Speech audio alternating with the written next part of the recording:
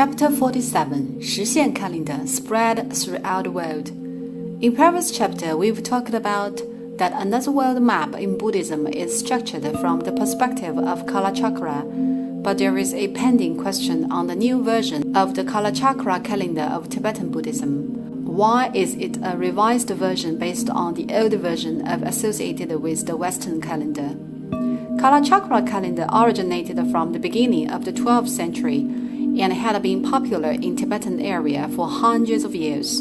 However, the errors appeared more and more obvious when it dated the 6th to the 7th century. Just like the mechanical watch, despite how advanced it is, as long as there is error, it is not easy to discover for merely one day, but you may calculate the accumulated time period on the error lasting 400 to 500 years for 1 second error per day.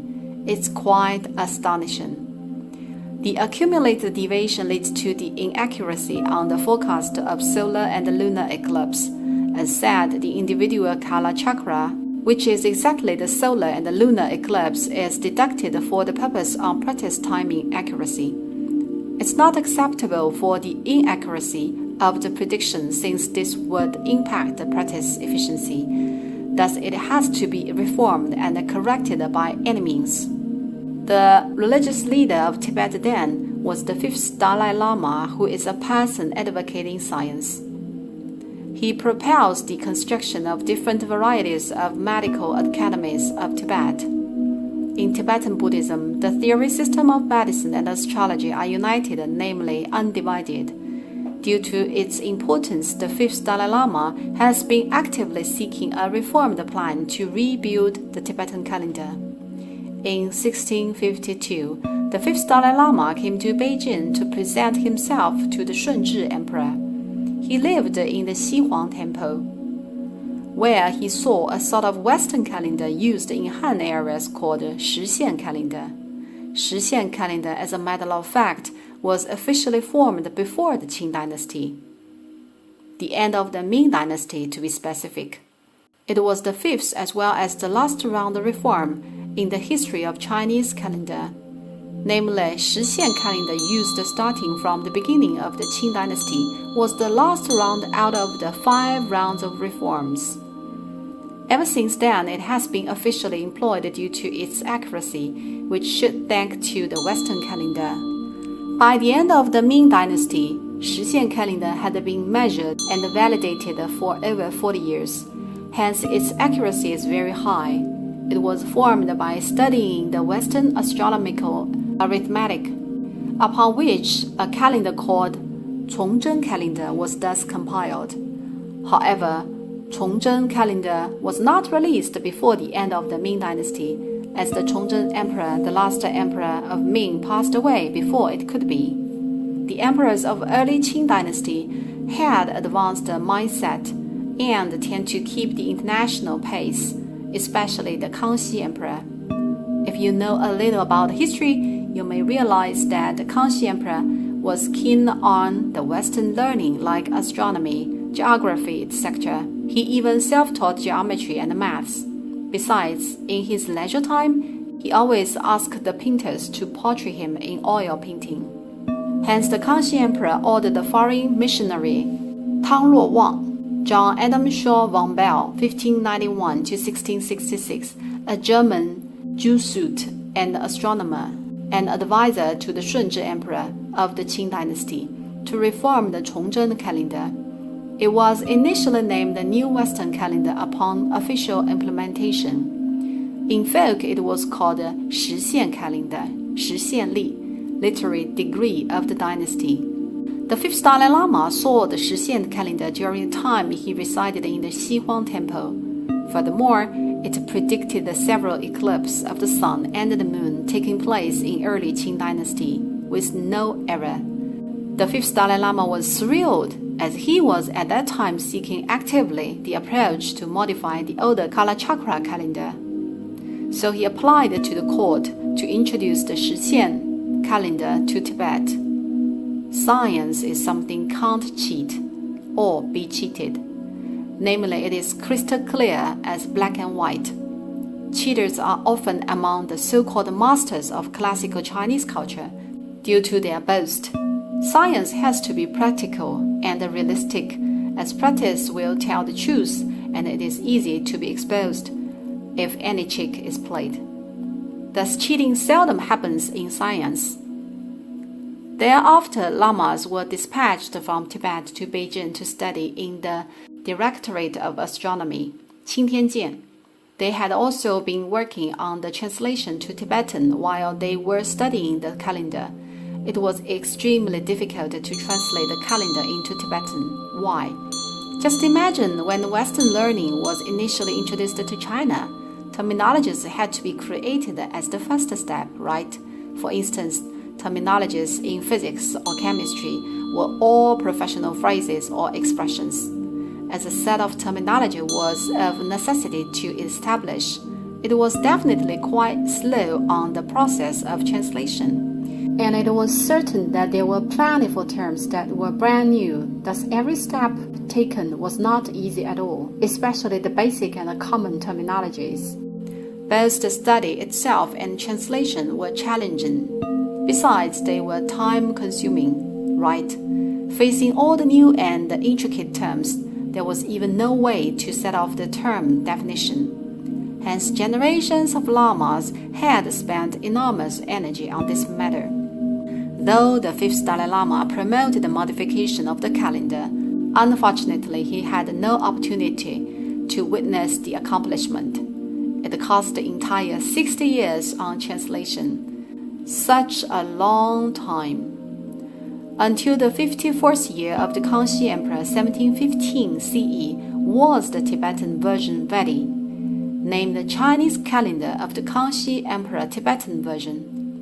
The translation was eventually completed. There was still a critical issue, however, which was that the calendrical science had not been completely comprehended. It is speculated that the subject is extremely difficult with such situation at that time. Why is it so difficult? You may get the reason by putting yourself into the circumstances of that time. How much knowledge is required? You need to study geometry, which is unfortunately not Euclidean geometry, but spherical geometry. Interpreted with today's term, they are Lobachevskian geometry and Riemannian geometry. You need to know the knowledge on the spherical triangle. Besides, determinant is required as well, which is not a matter of primary math, but of integral calculus or even multi-integral. Consuming 60 years on translation, unexpectedly this very book could not be understood. Time flew. Another 20 to 30 years passed. Until the beginning of the construction of the Yonghe Palace, a Mongolian Lama managed to understand the book. This Mongolian Lama is a genius of maths. Not only did he understand it, but also simplified the formula and invented a new algorithm by himself, with the simplified version that Chinese is able to comprehend, and coordinating with the old Kala Chakra calendar. New Kala Chakra calendar starts its journey smoothly. How is the whole formidable process realized? Since there is a record in the historical archives of the Yonghe Palace. This Dharma Shirun calendar to be spread throughout the world. This is a wish addressed by the Mongolian Lama. Regarding the identity of the Lama, the genius of maths, there is no name recorded but merely one clue that he had been living in a monastery called Mayang Temple. As there is half line of characters in small font following the wish on the translation version. This Chinese calendar is translated from Mayang calendar. Since then, the book with an official name, Purport of Chinese Calendar of Mayang Temple, Mayang Si Hanli Xingyao, has been prevailing in Tibet and Mongolia. It is this Mongolian Lama who made a decisive contribution to the development of the Kala Chakra calendar at last, right? It is as a matter of fact related to the history of the Mongolia. This very nation has ever conquered half of the world, and it could be put in this way that it has conquered almost half of the world known. Though this nation looks underdeveloped, the Mongolians have the cosmopolitan vision, essentially. You would agree if you take a glance at the blue and white porcelain of Yuan dynasty. As the saying goes, he consciously knows what is the first-class work, since he has ever witnessed, as his ancestors had been powerful. Before the Yuan dynasty, namely before the expansion or rising, Mongolian did not differentiate seasons into four.